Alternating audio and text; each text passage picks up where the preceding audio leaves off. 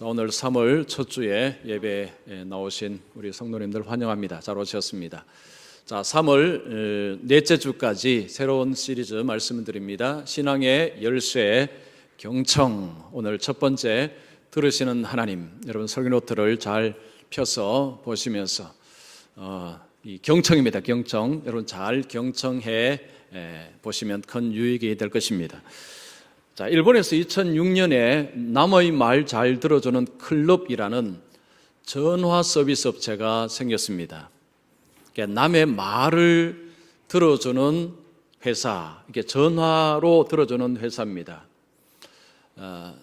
다른 사람의 불평과 원망과 이런 것들을 이렇게 들어주는 서비스 업체입니다. 10분당 1000엔입니다. 1000엔. 1000엔이 지금 환율로 하면 한 10,000원 조금 더 되는 것 같습니다. 자, 10분에 10,000원으로 생각을 한번 하겠습니다. 자, 이 업체가 2006년에 생겼는데 처음에는 사람들이 이게 뭔지를 몰라서 사용을 못하다가 한 2008년 정도부터는 폭발적으로 이용하는 사람들이 많아졌다고 합니다. 보통 한번 전화를 하면 몇 분 정도 통화를 하느냐 하면 70분, 80분을 통화합니다. 자, 80분을 통화하면 8만 원이 넘습니다. 8만 원이 넘습니다. 내 말을 들어주는 사람에게 거의 10만 원의 돈을 지급하고 전화를 건 것입니다. 근데 처음에 걸은 사람들의 80%가 다시 전화를 건다고 합니다. 한번 해보니까 좋다는 거죠. 해보니까 좋아서 한 번 한 사람은 거의 대부분 다시 전화를 해서 자기 말을 들어주는 사람에게 기꺼이 그 회사에 돈을 지불을 하더라는 것입니다. 이 회사의 대표가 그런 이야기를 했습니다. 왜 이 회사를 세웠느냐 하니까 오늘날 현대인들이 너무 자기 일에 바빠서 남의 말을 들어주지 않는다는 거죠. 너무 자기 일에 바빠서 남의 이야기를 들어줄 여유도 관심도 별로 없는데, 그런데 오늘날 현대인들은 자기 말을 들어주는 상대를 너무 애타게 찾고 있는다는 것입니다. 자기의 속마음을 들어줄 대상이 필요한데 그 대상이 없어서 돈을 지불하고 전화를 걸더라는 것입니다. 전화를 건 사람들은요, 그 전화를 하고 굉장한 위로를 얻는다고 합니다. 이 전화가, 이 업체가 거의 심리 안정제 역할을 한다고 합니다. 그러니까 전화업체가 이게 이제 번성이 되니까 이와 비슷한 업체가 등장을 했는데, 길거리에서, 이게 전화가 아니고 길거리에서 직접 사람들의 말을 듣고 돈을 받고 하는 이런 회사들도 생겨나기 시작했다고 합니다. 자, 신종 직업입니다. 자, 이런 신종 직업이 생겨난 배경에는 사람들이 다른 사람의 말을 잘 들어주지 않는 오늘날의 모습, 또 한 가지 다른 사람이 내 말을 잘 들어주는 것이 너무 좋다는 거죠. 너무 위로가 되고 힘이 된다는 것, 이 두 가지를 이야기를 하고 있습니다. 자, 여러분 속이 답답하실 때, 지금 속이 그 안에 지금 여러 가지 상처와 아픔, 답답함이 있을 때 이걸 속 시원히 누구한테 좀 이야기하고 싶은데, 여러분 그럴 때에 주위에 사람이 많으십니까? 정말로 내 속을 이렇게 이야기하고 싶을 때요, 그때 주위에 내 이야기를 들어줄 분들이 어떻게 좀 계십니까? 아마도 그럴 때는 왜 사람이 없지? 사람을 찾기가 쉽지가 않을 것입니다. 자, 왜 그럴까요? 내가 내 속을, 내 아픔을, 나의 약점을, 나의 단점을, 나의 상처를 이야기를 할 때 상대방은 내 상처에 공감을 해줘야 되고요, 이해를 해줘야 되고, 그리고 더 나아가서 도울 수 있는 그런 사람이어야 됩니다. 이게 어렵다는 거죠. 내 상처와 아픔과 약점까지 다 이야기했을 때 그걸 충분히 공감하고 그것을 받아주고 이해해주고 그리고 도와줄 수 있는, 이게 쉽지가 않습니다. 이럴 때의 그 듣기가 어떤 듣기냐면 경청입니다. 경청이 요구가 되는 것입니다. 여러분, 경청이 무엇입니까? 제가 사전에 찾아보니까 귀를 기울여 들음, 이게 경청의 정의입니다. 경자는 기울일 경자입니다. 몸을 기울여서, 청자는 들을 청자입니다. 기울여서 듣다가 경청이라는 말입니다. 영어로 말하면 listen closely, listen intently to 라는 단어로 쓸 수 있습니다. 다른 사람이 말을 할 때에 주의 깊게 집중해서 온몸으로 듣는 것이 경청이라는 것입니다. 이 경청은 다른 사람이 내 말에 경청할 때 내가 큰 유익을 얻고요. 그리고 내가 다른 사람 말에 경청할 때 상대방이 큰 유익을 얻습니다. 그러니까 우리의 삶에 경청은 굉장히 유익을 많이 줍니다. 자, 제가 질문하겠습니다. 여러분, 경청 잘 하십니까? 자, 스스로가 자기는 나는 경청을 잘 하는 사람이라고 스스로가 평가하십니까? 자, 오늘 칼럼에 이 경청 테스트를 제가 질문지를 넣었습니다. 4주 동안 경청에 관한 것들을 제가 칼럼에다 넣겠습니다. 지금 하지 마시고요. 집에 가셔서 테스트를 한번 해보십시오. 스스로는 내가 경청을 잘 한다고 생각하는데 막상 이런 테스트를 하면 내가 경청을 잘 못하는구나 이럴 수도 있습니다. 스스로가 경청의 능력이 어떤지 한번 점검을 한번 해보시면 좋겠습니다. 그리고 이 4주 동안 이 말씀을 한번 잘 들어보시면 좋겠습니다. 자, 우리가 경청을 할 때 다른 사람에게도 유익을 주지만요, 사실은 여러분, 우리가 경청할 때 누가 가장 큰 유익을 얻는 줄 아십니까? 우리 자신입니다. 우리 자신이 경청을 할 때 우리가 큰 유익을 얻습니다. 2004년 12월 26일에 엄청난 사건이 있었습니다. 인도양 해저에서 강도 9.1의 지진이 일어나서 엄청난 해일이 일어났습니다. 높이 30m, 속도 80km, 4,800km를 덮쳤습니다. 어마어마한 해일이 덮쳤습니다. 이 사건으로 22만 8천 명 가까이 목숨을 잃었습니다.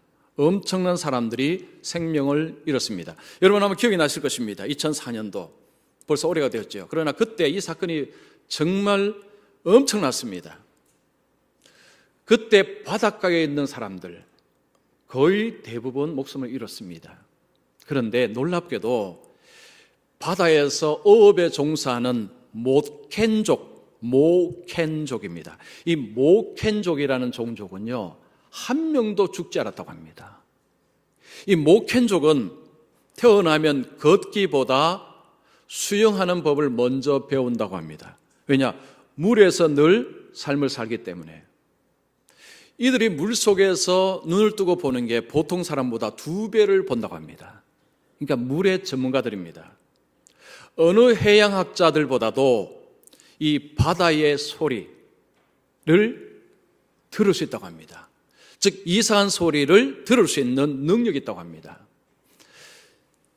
자, 해저에서 엄청난 지진이 일어나기 바로 직전에 이들은 바다를 통해서 이상한 소리를 들었습니다. 그래서 그들은 피하기 시작했습니다. 이게 바닷가에서 물고기를 잡던 사람들은요, 빨리 해변으로 배를 정착하고 높은 산으로 도망을 갔다고 합니다. 그러면서 그때 다른 종족 사람들이 이 물고기를 잡을 때 빨리 피하라고 소리를 쳤다고 합니다. 그런데 다른 사람들은 바다를 봐도 아무런 이상한 점이 없었습니다. 그냥 보통 바다였습니다. 그런데 모켄족은 빨리 도망을 가라고 자기들은 도망을 친 것입니다. 그리고 바다에서 이 물고기 잡던 그 해변으로 나오기 어려운 사람들은요, 바다 중심으로 갔다고 합니다. 그러니까 바다 중심으로 간 사람도 살았습니다. 그때 그 소리를 듣지 않고 있던 사람들은 그 해일에 다 목숨을 잃었다고 합니다. 자, 이 모켄족은 잘 들을 수 있는 사람이었습니다. 보통 사람들은 들을 수 없는 것을 들을 수 있는 사람들이 모켄족이었습니다. 그래서 그들이 살았습니다. 우리의 삶 속에 여러분, 우리가 이 듣기, 경청의 능력이 있으면요, 누가 좋으냐면 우리가 좋습니다. 우리가 보호받습니다. 우리에게 엄청난 유익이 있습니다. 특별히 영적인 부분에 들어가면 이 경청이라는 것은 어마어마한 유익을 줍니다. 제가 이 시리즈를 준비하면서 제목을 무엇으로 정할까 좀 고민을 했습니다. 경청이라는 것을 어떻게 설명을 하면 좀 가슴에 좀 남을까. 그래서 여러 가지를 좀 생각하다가 신앙의 열쇠라는 제목으로 제가 정했습니다. 여러분, 열쇠는 닫힌 문을 열고 들어가는 것입니다. 문이 닫혀 있으면 못 들어갑니다. 열쇠가 있어야 됩니다. 열쇠를 열어야 들어갈 수가 있습니다. 신앙의 닫힌 문 속에 내가 들어가고 싶다고 들어갈 수 있는 것이 아닙니다. 신앙의 문을 열기 위해서는 뭐가 필요하냐? 경청이 필요하다는 것입니다. 경청. 여러분, 주위에서 예수를 잘 믿는 분들의 공통적인 특징이 하나 있습니다. 잘 들으시는 분들입니다. 예배 속에서 딴짓하지 않습니다. 집중해서 들으십니다. 이분들은 대부분 예수를 잘 믿으십니다. 그러나 예배 시간에 여러분이 스마트폰을 하시고 아니면 머릿속에 저 달나라 여행을 하시고 그렇게 하시면요, 예수를 잘 믿을 가능성이 거의 낮습니다. 경청은 예수를 믿는 데 있어서 열쇠입니다. 자, 이렇게 말할 수 있는 근거가 뭐냐? 로마서 10장 17절입니다. 자, 우리 같이 한번 읽어보겠습니다. 믿음은 들음에서 나며 들음은 그리스도의 말씀으로 말미암았느니라. 자, 보십시오. 믿음은 들음에서 난다고 말씀합니다. 여기서 들음은 경청을 말합니다. 우리의 믿음, 자, 믿음 없이 그리스도인이 될 수 없습니다. 믿음 없이 하나님을 섬길 수가 없습니다. 이 믿음은 어디서 일어나느냐? 들음으로 인해서, 들음에서 믿음이 생성된다고 말씀을 하고 있습니다. 잘 믿기 위해서는, 올바른 믿음을 가지기 위해서 우리에게 진짜 필요한 것이 뭐냐면 경청의 능력입니다. 이건 연세와 상관없습니다. 누구든지 경청의 능력이 있어야 올바른 믿음이 자라나고 성장을 합니다. 자, 그러면 뭘 들어야 됩니까? 그리스도의 말씀입니다. 하나님의 말씀입니다. 하나님의 말씀을 경청할 때에 그 말씀을 통해서 우리 속에서 믿음이 생성이 되는 것입니다. 자, 여기서요, 우리 기독교에서 믿음은 하나님과의 관계 속에서 주어진다는 것을 알 수가 있습니다. 다른 종교는 자기가 믿고 싶은 것을 믿지만 우리 기독교는 하나님과 나 사이의 관계로 인해서 믿음이 생성이 되는 것입니다. 하나님과의 인격적인 관계 속에서 믿음이라는 것이 존재하는 것입니다. 우리 기독교는 하나님과 나와의 교제, 관계, 인격성, 이것을 빼버리면요, 그러면 내가 믿는 것을 믿을 뿐입니다. 진짜 믿음은 하나님과 나와의 관계 속에서 믿음이 주어져야, 이게 진짜 믿음입니다. 여러분, 사람과의 관계 속에서 제일 중요한 것이 서로 주고받는 것입니다.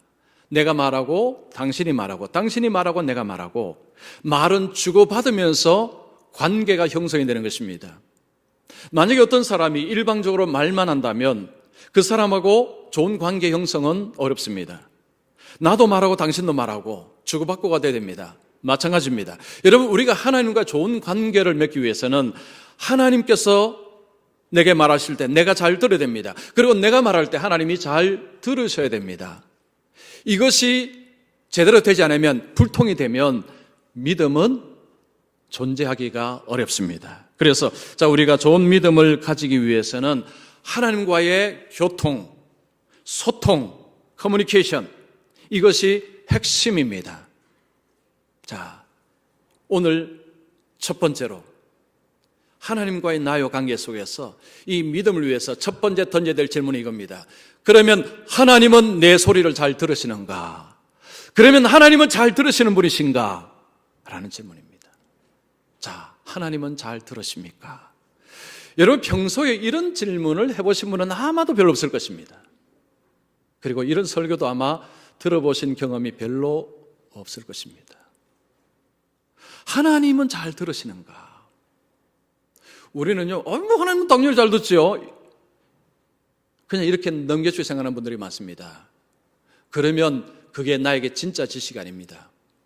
하나님은 진짜 잘 들으시는가를 근거를 가지고 그 지식이 있어야 여러분 하나님과 나 사이의 관계가 바르게 세워질 수 있습니다. 그래서 오늘 이 질문은 근본적인 질문이고요. 가장 중요한 질문입니다. 하나님은 내 소리를 들으시는가? 자, 여기에 대한 답을 드리겠습니다. 먼저 첫 번째입니다.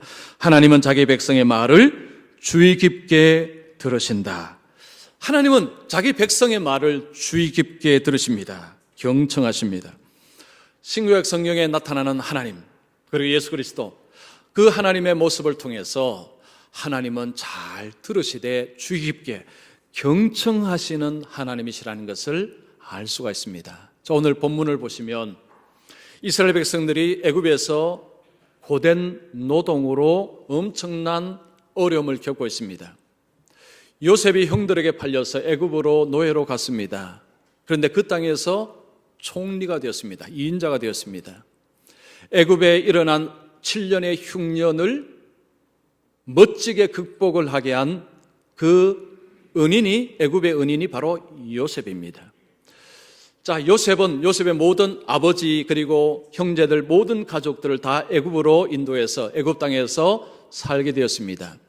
애굽인들은 요셉 아버지 그리고 요셉의 형들을 볼 때에 고마워했습니다. 그들의 생명의 은인이 요셉이었기 때문에 요셉의 형제들, 요셉의 가족들을 당연히 잘 섬길 수밖에 없었습니다. 그런데 시간이 흘렀습니다. 오늘 본문에 보면 어떤 왕이 일어났는데 이 왕은 요셉을 알지 못합니다. 이스라엘 민족이 점점 숫자가 많아집니다. 이 사람은 위협을 느낍니다. 이스라엘 백성의 이 성장을 통해서 위기를 느낍니다. 그래서 이스라엘을 볼모로 잡습니다. 노예로 통해서 나라의 부강함을 얻고자 합니다. 이스라엘 백성들이 엄청난 고된 노동을 합니다. 그때 그들이 할 수 있는 것 한 가지밖에 없었습니다. 하나님께 부르짖는 것입니다. 자, 23절 보십시오. 여러 해 후에 애굽 왕은 죽었고 이스라엘 자손은 고된 노동으로 말미암아 탄식하며 부르짖으니. 이스라엘 백성들이 날마다 지옥 같은 삶 속에서 그들이 할 수 있는 것은 한 가지밖에 없었습니다. 그냥 부르짖는 것이었습니다. 누구에게요? 하나님께. 하나님께 기도할 수밖에 없었습니다. 그런데 하나님은 어떤 반응을 보이셨습니까? 자, 하나님은 들으셨습니까?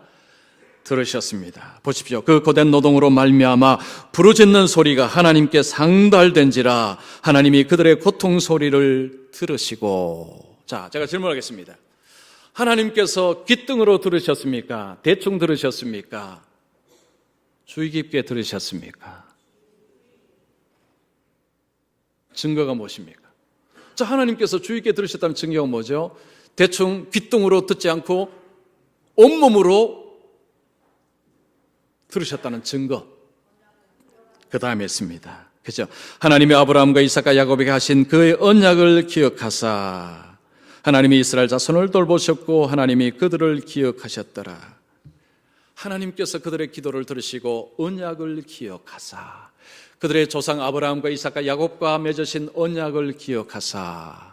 자, 그 언약이 무엇입니까? 창세기 15장 13절 16절 보십시오. 너는 반드시 알라. 내 자손이 이방에서 객이 되어 그들을 섬기겠고, 자, 그들은 400년 동안 내 자손을 괴롭히리니 내 자손은 4대 만에 이 땅으로 돌아오리니 이는 아모리 족속의 죄악이 아직 가득 차지 아니함이니라. 자, 여기 보면 아브라함의 후손들이 이방에서 괴로움을 당할 것이다. 고통을 당할 것이다. 그런데 때가 되면, 자, 400년이라는 표현을 하셨습니다.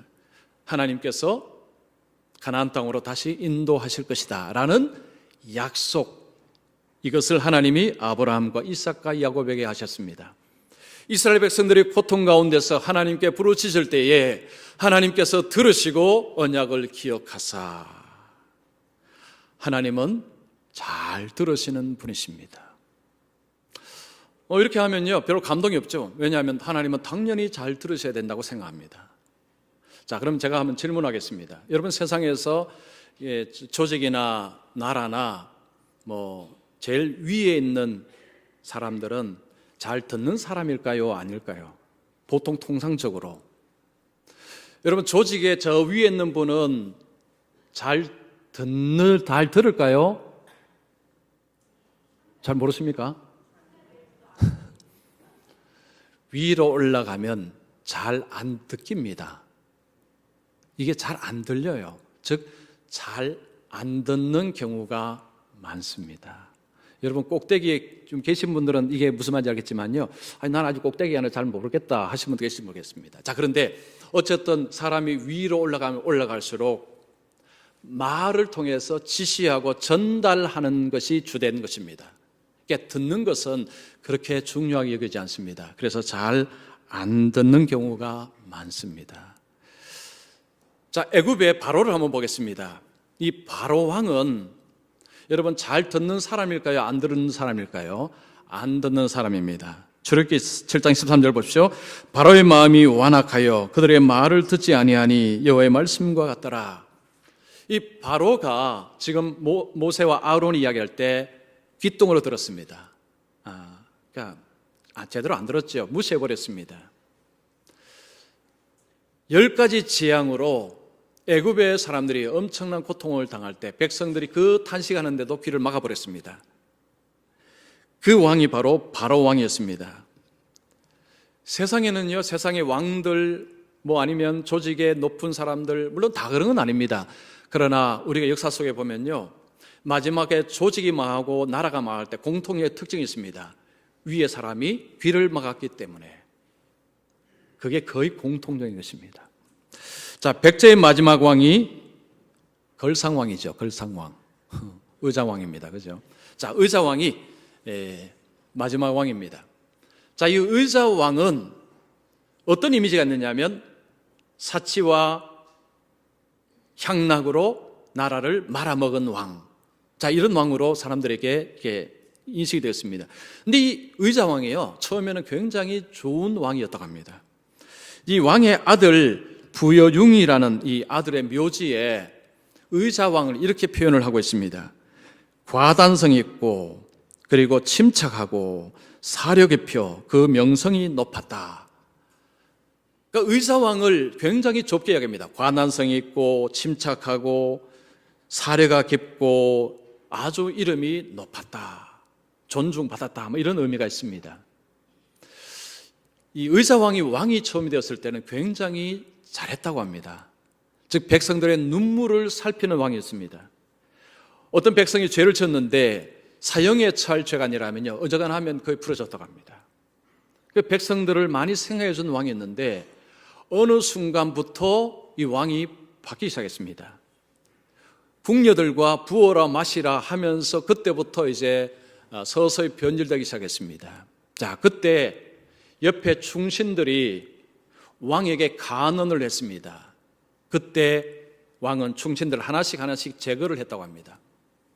그때 충신 중에 한 사람이 이 좌평성충이라는 이 좌평성충, 좀 이름이 어렵습니다. 이 충신이 있었다고 합니다. 이 충신이 왕이시여, 이제 술을 그만 드시고 국정을 좀 나라를 좀 바로 좀 잡으시라고 그렇게 이 간언을 했는데 이 충신을 감옥에 가둬버리고요, 굶어서 죽였습니다. 굶어서 죽였습니다. 이 충신이 마지막 죽기 전에 왕에게 마지막으로 간언을 올렸습니다. 충신은 죽더라도 임금을 잊지 않는 것이니 한 말씀 올리며 죽고자 합니다 하고, 왕이시여, 만약에 왜 저기 공격을 해오면 이렇게 방어를 하시고 이렇게 하시면 됩니다 하고, 왜 저기 침입했을 때 어떻게 방어하는 전략을 상세하게 그렇게 왕에게 올렸다고 합니다. 그런데 주위에는 전부 간신들, 아첨꾼들이 있었어요. 그걸 다 차단해버린 것입니다. 그리고 이 사람은 죽었습니다. 이 충신이 죽고 4년 후에 신라와 당연합군이 백제를 공격해 왔습니다. 왕이 당황을 해서 주위의 신하들에게 이거 어떻게 했으면 좋겠느냐 하니까 전부 제각각 이야기를 하는데 하나도 도움이 되지 않았습니다. 결국은 나라가 망했습니다. 자, 이 백제가 망한 여러 가지 이해할 수 있지만 핵심적인 것은 귀를 닫아버렸다는 거죠. 충신의 말에 귀를 닫아버린 것입니다. 여러분, 역사 속에서는 히틀러도 마찬가지고요, 보면 나폴레옹도 마찬가지입니다. 마지막에 어려움을 겪을 때 보면 전부 다 귀를 다 막았습니다. 자기 생각대로, 자기 판단대로 그렇게 하는 것입니다. 여러분, 이 관점에서 하나님을 보시라는 거죠. 하나님은 만왕의 왕이십니다. 그냥 조그만 조직의 왕이 아니십니다. 하나님은 온 우주의 왕이십니다. 하나님은 신이십니다. 인간은 왕이라도 회장님이라도 사람입니다. 자기가 모르는 구석이 있습니다. 다른 사람 도움이 필요합니다. 그러나 하나님은 도움이 전혀 필요하지 않습니다. 하나님은 신이십니다. 하나님은 다른 사람의 말을 들을 필요도 이유도 없습니다. 그러나 성경의 하나님은 자기 백성의 말을 잘 들으시는 하나님으로 묘사되어 있습니다. 자, 이것을 볼 수 있는 증거가 예수님입니다. 여러분, 예수님은 이 땅에 종의 모습으로 오셨습니다. 예수님은 인간으로 오셨습니다. 왕이 사람이 되셨습니다.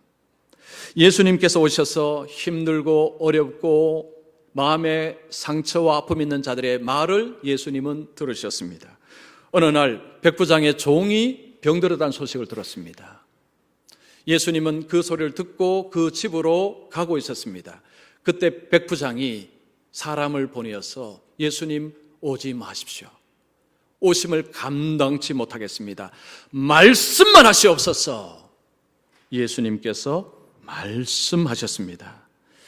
자, 누가복음 7장 9절 보십시오. 예수께서 들으시고 그를 놀랍게 여겨 돌이키사 따르는 무리에게 이르시되 내가 너희에게 이르노니 이스라엘 중에서도 이만한 믿음은 만나보지 못하였노라. 예수께서 들으시고, 제가 이 설교 준비하면서 이게 성경을 검색하는 프로그램에서요, 예수 들으시고라는 단어를 두 개를 똑같이 나오는 게 얼마나 되는 거 보니까요, 생각보다 많았습니다. 예수님이 들으시고, 예수께서 들으시고, 예수께서 들으시고, 예수께서 들으시고, 예수께서 들으시고.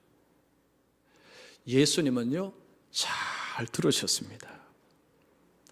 주위의 사람들, 얼마나 많은 사람들이 예수님을 이 주위의 사람들이 모였습니까? 예수님은 한 사람의 말에 귀를 기울이시고 들으셨습니다. 예수님은 하나님을 이야기해 줍니다. 하나님은 어떤 분이신가? 하나님은 정말 잘 들으시는가? 예수님을 보면 정확하게 알 수가 있습니다. 자, 하나님께서 자기 백성의 말을 잘 들으신다. 그 아픔과 고통을 부르짖을 때 잘 들으신다는 것은 여러분, 우리에게 엄청난 위로와 힘이 됩니다. 적지 않은 분들이 기도하다가 포기합니다. 마음속에 이런 생각이 드는 거죠. 내가 기도한다고 하나님께서 들으실까? 하나님이 얼마나 바쁘시겠느냐? 이 70억의 인구, 이 사람들 다 돌보시면 어떻게 얼마나 바쁘셔서 내가 말하는 거 하나님 들으실까? 그러면 기도하다가요, 힘이 빠집니다. 그러나 여러분, 힘내십시오. 하나님은 사람이 아니십니다. 우리는 이 사람 말 듣고 저 사람 동시에 들을 수가 없습니다. 그러나 하나님은 신이십니다. 하나님은 어디나 계십니다. 하나님은 누구의 이야기도 다 들으실 수 있는데 경청하시는 분이 우리 하나님이십니다. 세상의 높은 사람은요, 내가 쫓아가도 듣지 않습니다. 그러나 만왕의 왕이신 우리 하나님은 우리의 소리에 귀를 기울여서 주의 깊게 들으신다고 성경은 우리에게 전하고 있습니다. 내가 그러면 기도하는데 뭐 별로 아무 일도 없던데요. 두 가지 이유 때문입니다. 이제 다음번에 또 이 말씀이 나옵니다. 아직 때가 아닌 것입니다. 그리고 잘못 구하였기 때문입니다. 확실한 것은 하나님께서 우리의 간구에 귀를 기울이사 주의 깊게 경청하신다는 것, 이거 확실한 이야기입니다. 자, 그 다음 두 번째입니다.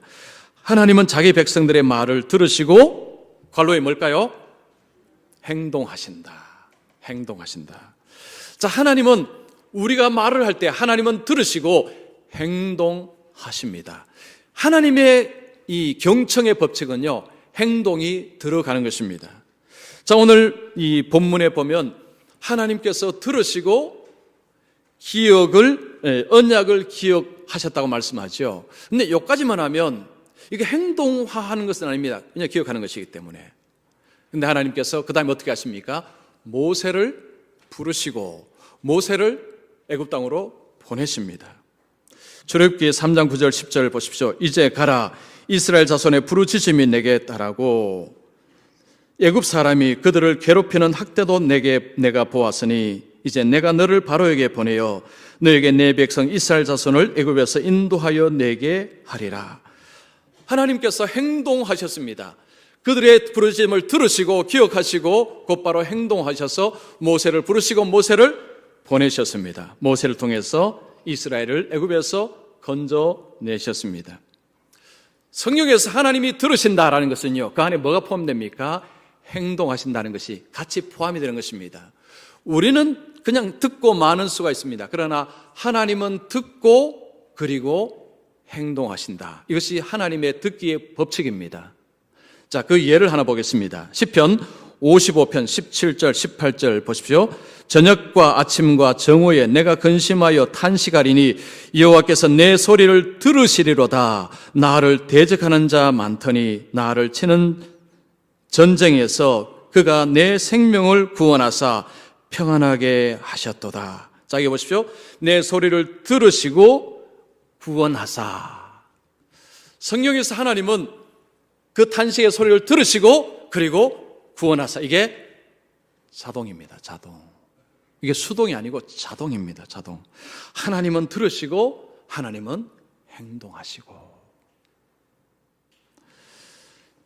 하나님께서 우리의 말을 들으실 때 하나님은 우리의 속 마음의 말도 들으십니다. 그리고 행동하십니다. 여러분 혹시 그런 어떤 생각 해보신 적이 아마도 있을 것입니다. 저는 제가 자주 했습니다.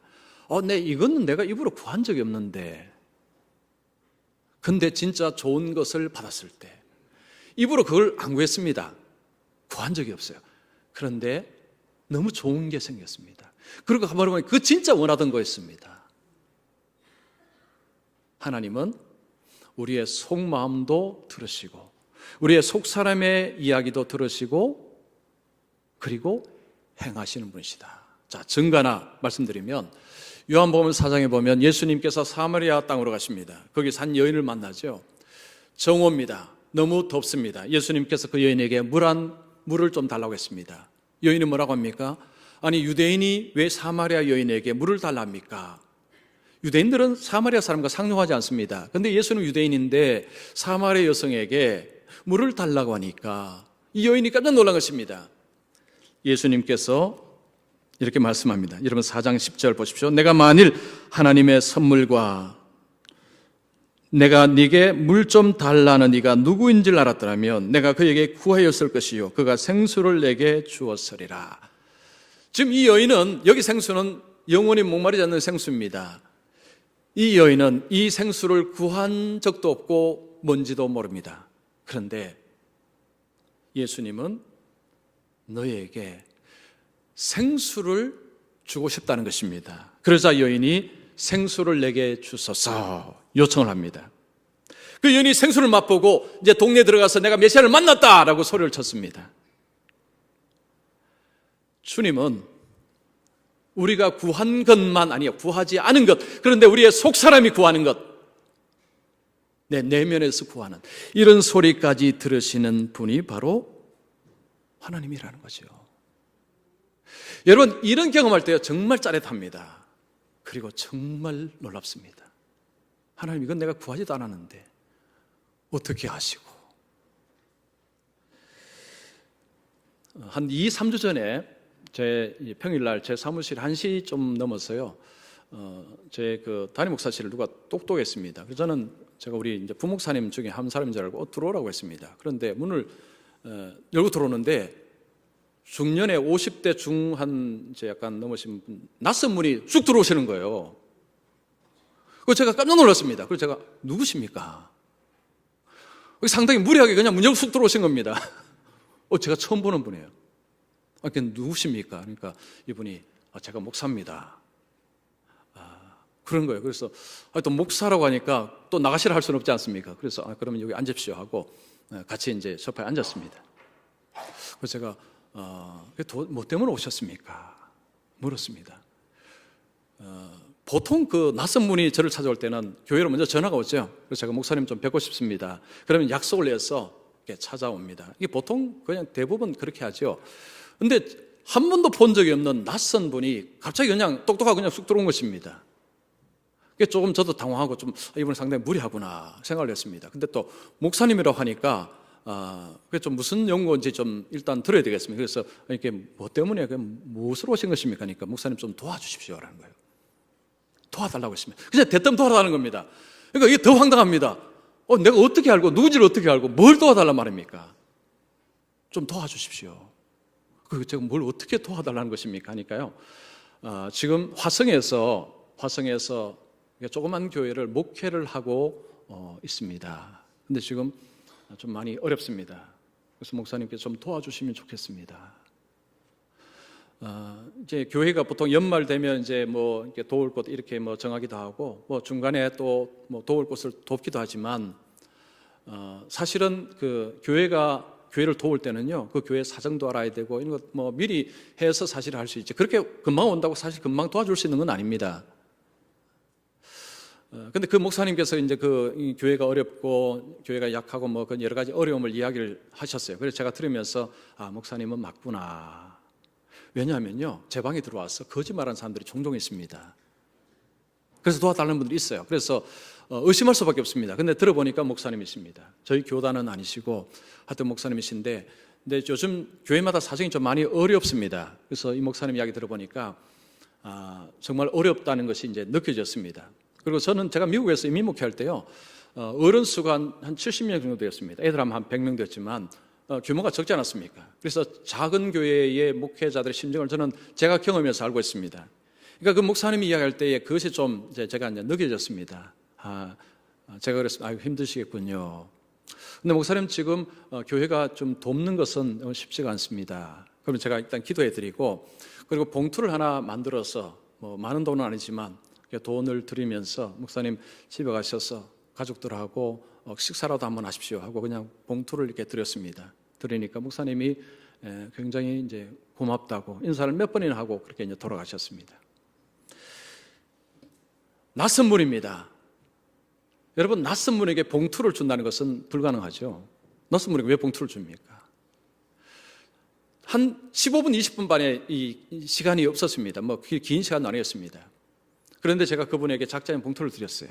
왜냐하면 공감이 되었기 때문에. 저도 규모가 작은 교회 목회를 해봤기 때문에 정말 어렵겠다. 그리고 목사님이라는 것이 이제 제가 느껴지고 정말 힘들게 생각이 들어서 그 공감이 되어서 사실은 봉투라도 드린 것입니다. 자, 하나님께서 우리의 그 아픔과 우리의 탄식에 여러분 들으시고 행동하실 수 있는 이유가 뭔지 아십니까? 공감입니다. 공감. 그 공감 이후에는 관심입니다. 그 관심 넘어가면 뭐가 있습니까? 사랑이 있습니다. 자, 미국의 정신과 의사 스카펙. 자, 이 사람은 책을 많이 썼습니다. 즉 번역본에 많이 나왔습니다. 이분이 이런 이야기했습니다. 사랑은 원칙적으로 상대방에게 관심을 갖는 것이다. 이게 사랑이라는 것은 다른 사람을 사랑하면 그 사람에게 관심을 갖는 것입니다. 자, 그러면서 이 의사가 말하기를 관심이 있을 때에 특징적으로 나타나는 모습이 하나 있다. 경청이라고 했습니다. 어떤 사람을 사랑하면 관심을 가지면요 그 사람에게 귀를 연답니다. 이게 사랑의 특징이랍니다. 하나님께서 우리 같은 사람에게 귀를 여시는 이유는요 하나님이 뭐가 부족해서가 아닙니다. 하나님의 사랑 때문에. 그 사랑은 관심이고 그 관심 안에는 동정이 있습니다. 예수님께서 이 땅에 오셔서 예수님께서 병자와 가난한 자, 힘든 자들에게 예수님이 그들을 들으시고 그들을 고쳐주실 때에 그 속에 뭐가 있었습니까? 불쌍히 여기사, 동정하사 이런 것들이 들어가 있습니다. 예수님께서 여리고를 떠나실 때 맹인 두 사람이 이제 예수님이라는 것을 듣고 예수님을 향해서 부르짖었습니다. 그때 예수님이 그 두 사람에게 무엇을 하여 주기를 원하느냐라고 질문을 던졌습니다. 여러분, 질문은 경청하는 사람이 질문합니다. 교수가 수업을 다 마치고 자, 질문이 있습니까? 할 때요 누가 질문합니까? 잘 들은 학생이 질문합니다. 잘 듣고 이런저런 의무점을 가지고 질문합니다. 성경에 보면 예수님은 들으시고 질문을 굉장히 많이 하셨습니다. 무엇의 증거입니까? 예수님은 경청하셨다는 거죠. 그냥 귓등으로 들으신 분이 아닙니다. 경청하셨습니다. 자, 예수님께서 이 두 사람을 어떻게 하셨습니까? 자, 마태복음 20장 여러분 34절 보시면 예수께서 불쌍히 여기사 그들의 눈을 만지시니 곧 보게 되어 그들이 예수를 따르니라. 예수님이 그들을 불쌍히 여기사, 예수님께서 손을 대어서 눈을 만졌습니다. 그냥 말씀으로 되는데 굳이 예수님은 손을 대셨습니다. 여러분, 그 맹인들이 예수님의 손이 왔을 때 그 손이 얼마나 따뜻했을까요? 얼마나 부드러웠겠습니까? 여러분, 그 손길을 통해 그 하나님의 사랑, 관심, 여러분 그거 느껴지지 않았을까요? 예수님께서 사람들에게 들으시고 그리고 예수님은 불쌍히 여기사 행동하셨습니다.